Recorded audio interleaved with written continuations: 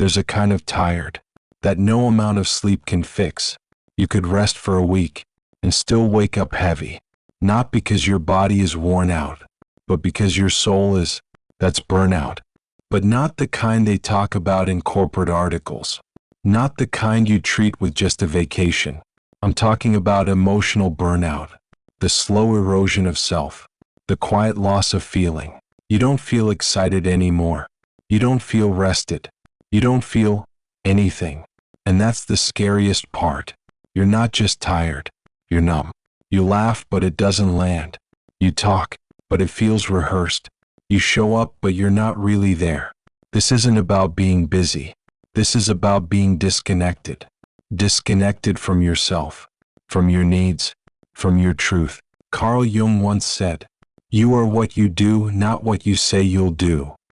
But what happens when all you do is abandon yourself in the name of being strong?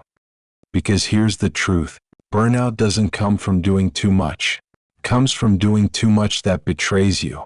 Every time you say yes, when you mean no, you burn a little. Every time you swallow your feelings to keep the peace, you disappear a little. Every time you act like everything's okay, when you're dying inside, you abandon yourself. And when that abandonment becomes a habit, burnout becomes your reality, not because you're weak, but because you're human. And even the strongest humans need space to be real. Let me tell you about Elise. She was the reliable one, the strong one, the one everyone called when their world was falling apart. She always picked up, always helped, always showed up, even when she was running on fumes. To the outside world, she looked like she had it all together. But inside, she was falling apart. She hadn't cried in months, not because she didn't feel, but because she didn't have the time to feel. She was too busy, being useful, being needed, being there for everyone but herself. Until one day, her body gave out. She fainted in the shower. Ambulance, for fluids. Stress-induced collapse, the doctor said. But she knew the truth. It wasn't just stress. It was starvation. She had been emotionally starving for years. Starving for rest. Starving for honesty. Starving for her own presence. In recovery, she made a promise to herself. No more pretending. No more performance. No more being the strong one. At the cost of her soul. It wasn't easy. The guilt came fast. What if they think I'm selfish? What if they stop needing me? But she kept going, because the alternative was disappearing completely. This is the real cost of burnout. Not just exhaustion, but erasure. You lose your joy, your spark, your desire to even want something better. You start living on autopilot, saying, "I'm fine," while your heart screams, "I'm drowning." So if you're here, reading this, feeling that quiet ache in your chest, let me tell you something you've probably never heard. You don't have to earn rest. You don't have to collapse before you're allowed to stop. You don't need permission to protect your peace, because healing doesn't start with doing. It starts with undoing. Undoing the lies you believed, that your worth is in your productivity, that rest is laziness, that love means self-abandonment. None of that is true. You are allowed to be tired. You are allowed to feel. You are allowed to say, "I can't," even when people expect you to say, "I will." Emotional burnout isn't just a sign of doing too much. It's a symptom of being too far from yourself. So come home, not with a to-do list, not with another strategy, but with a soft breath, a long exhale, and the whisper, "I'm done betraying myself for the comfort of others." Because no amount of ambition, no amount of praise, no amount of external success can replace the peace that comes from finally choosing you. There's a point where kindness becomes a cage, when being good starts hurting more than it helps, when being helpful becomes self-harming. It's not dramatic, it's not obvious, it's subtle. It creeps in, like this. You cancel your rest to answer a call. You agree to help when you're already at your limit. You smile and say, "It's okay," when inside it's not. This is what no one tells you. Helping can become a trauma response, a way to feel safe, needed, worthy. But it's also a way to burn out. Because when your value is tied to how much you give, you forget how to just be. You become someone else's support system, without ever asking who supports you. Carl Jung said, "You are what you do." So ask yourself, if all you do is overgive, overextend, overexplain, then who are you becoming? You're becoming a shell of the person you were meant to be. Let me tell you about Jonah. Jonah was loved for being dependable, the one who showed up, picked up, fixed things, took care of everyone else. He was proud of it.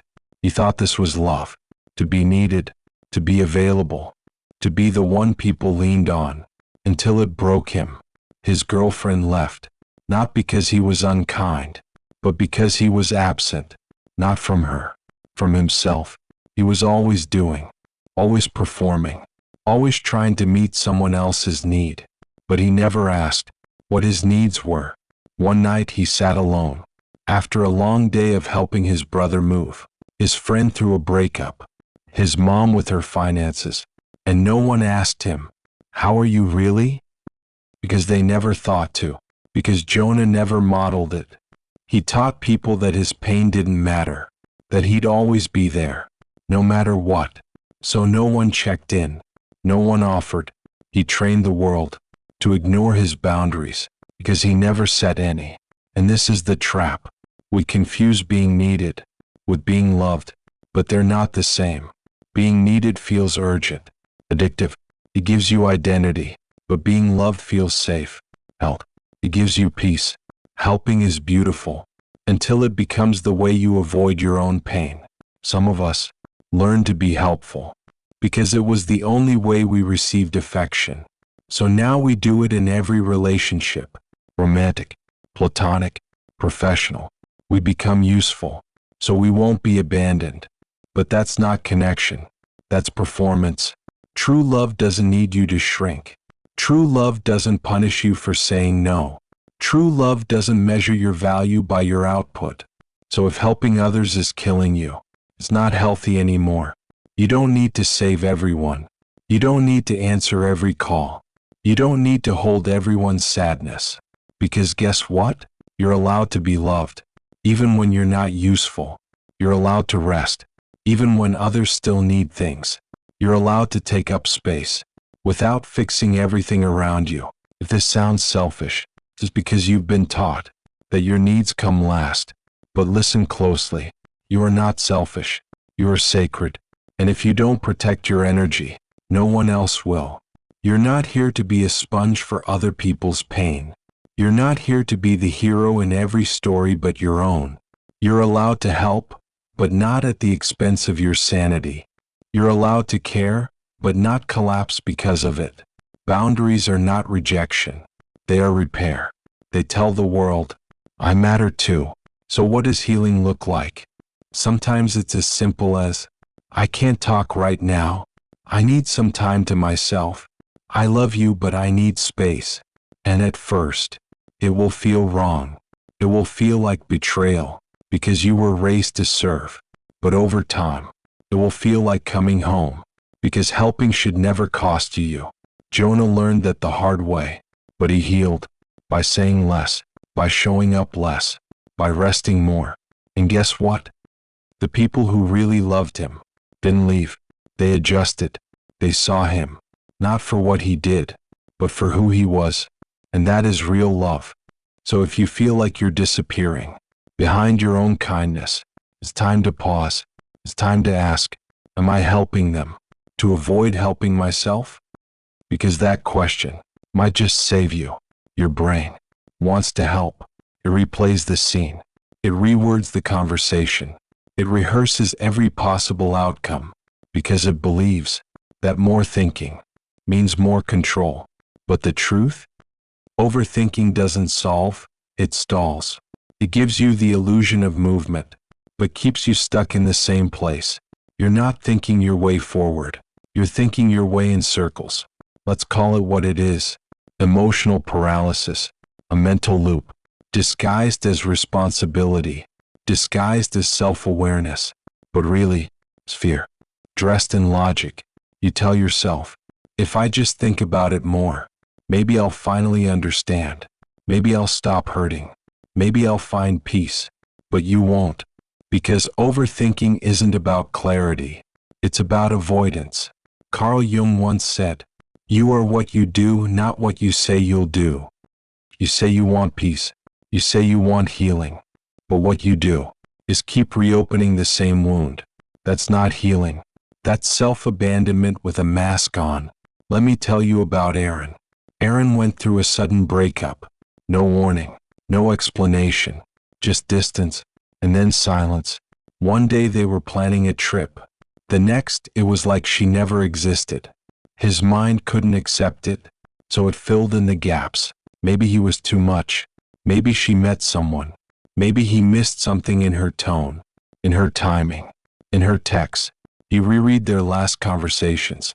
He zoomed in on her Instagram stories. He asked friends what they thought. He journaled, obsessively, trying to solve a puzzle that only had half the pieces. He said he was processing. He said he was just trying to understand. But really? He was avoiding the grief. He was avoiding the truth that sometimes people leave without giving you closure. And that closure?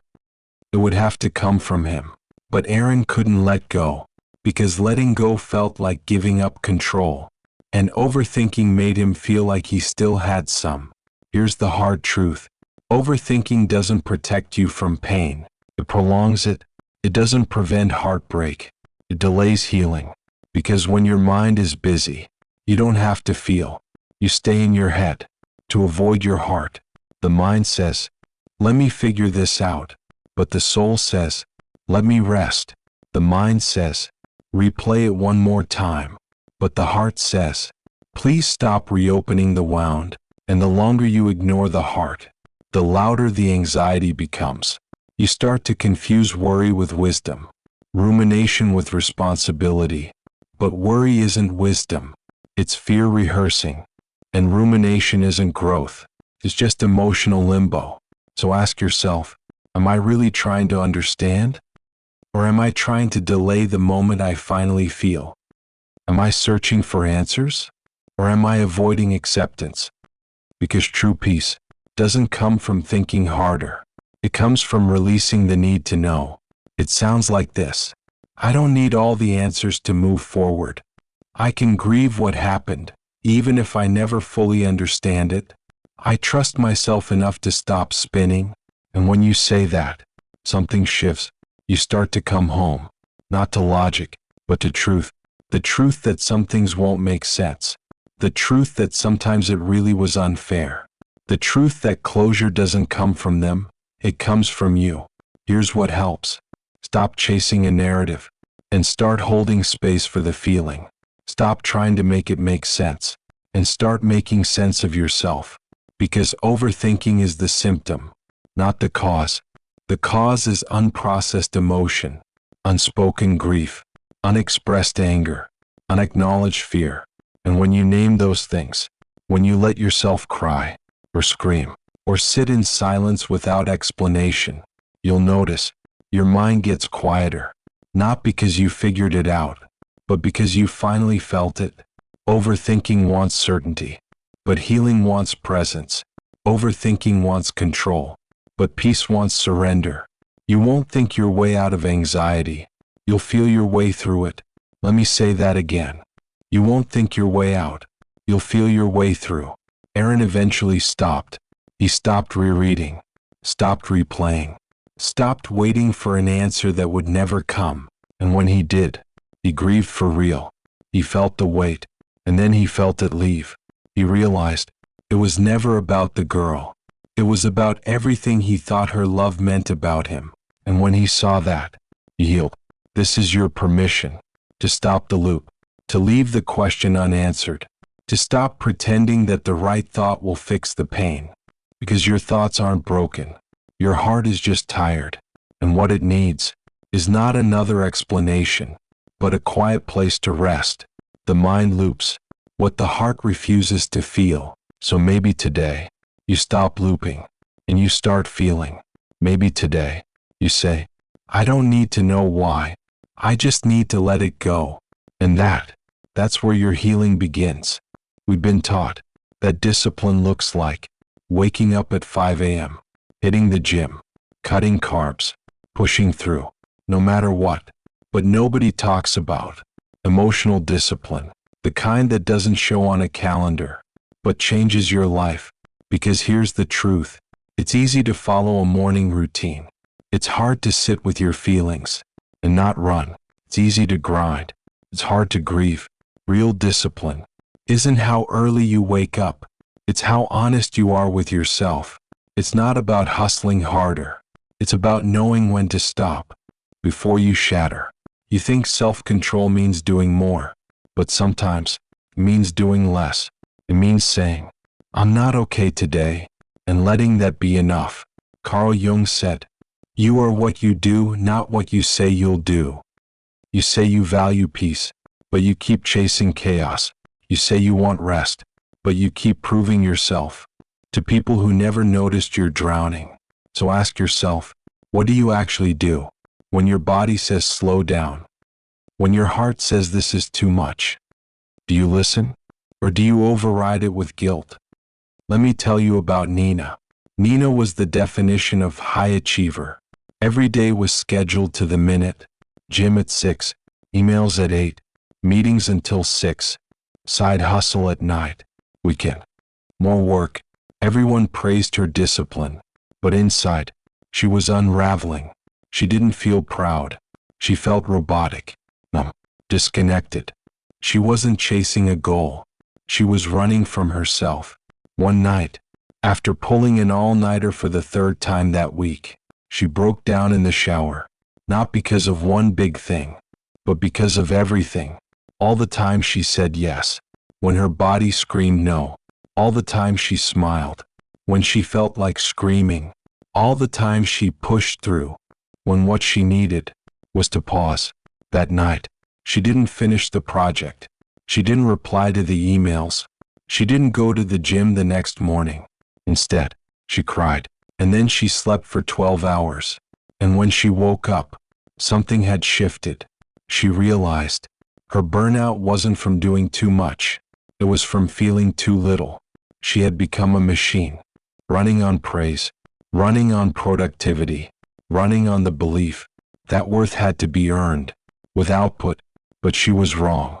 Discipline without emotional awareness is just obedience. It's performance. It's self-neglect, wearing a gold star. True discipline is asking, why am I doing this?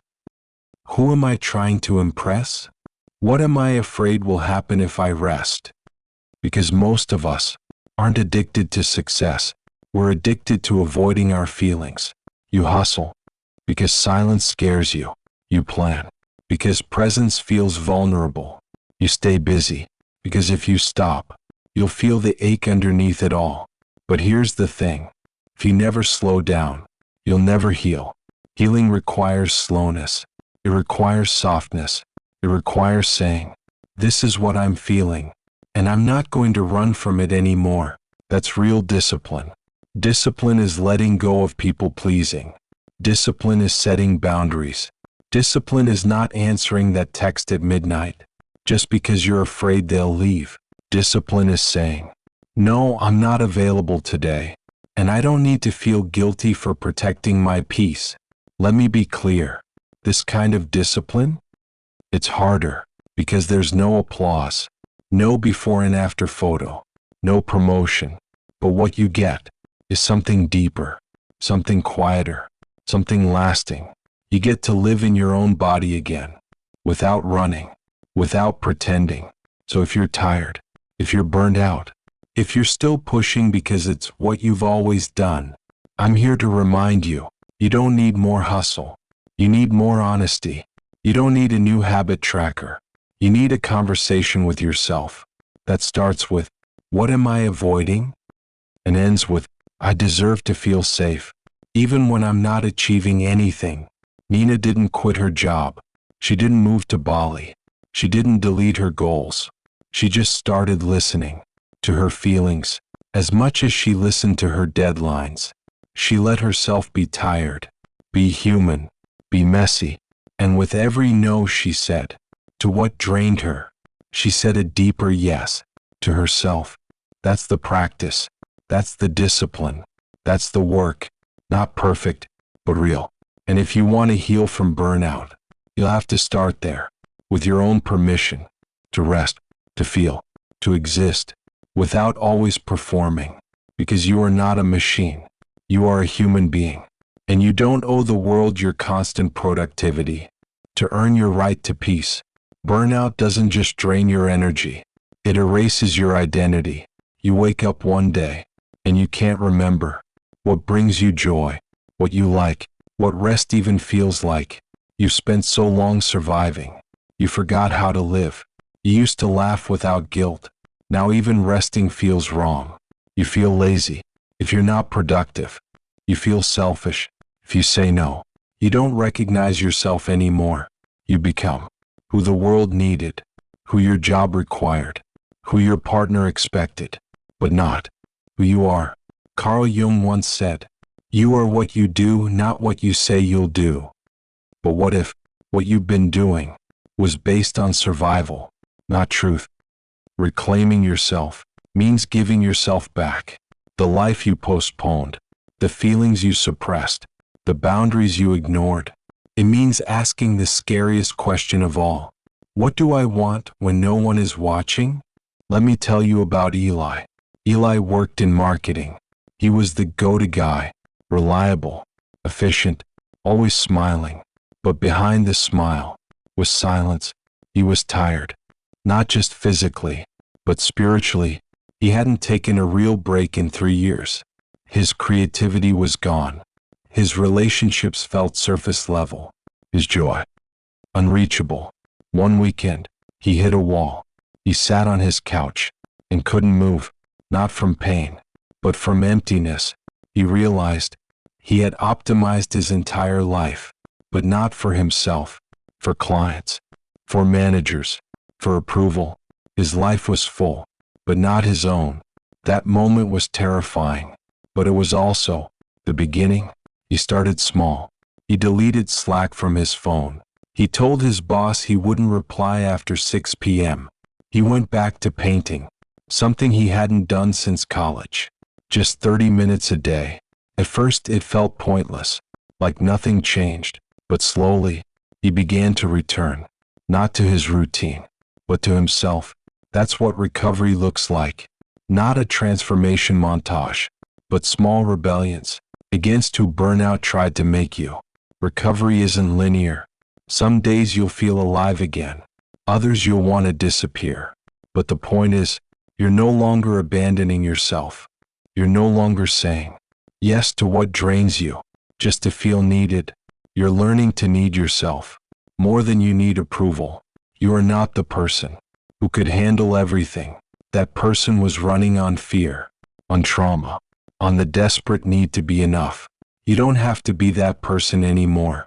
You get to be softer, slower, stronger, in a different way.